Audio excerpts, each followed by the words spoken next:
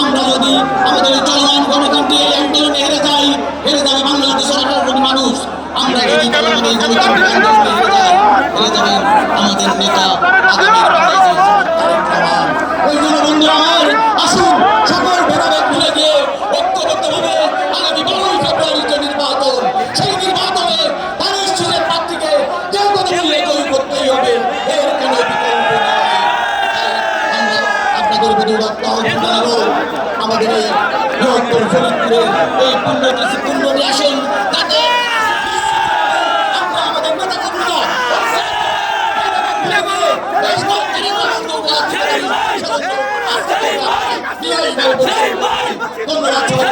বাংলাদেশ জিন্দাবাদ।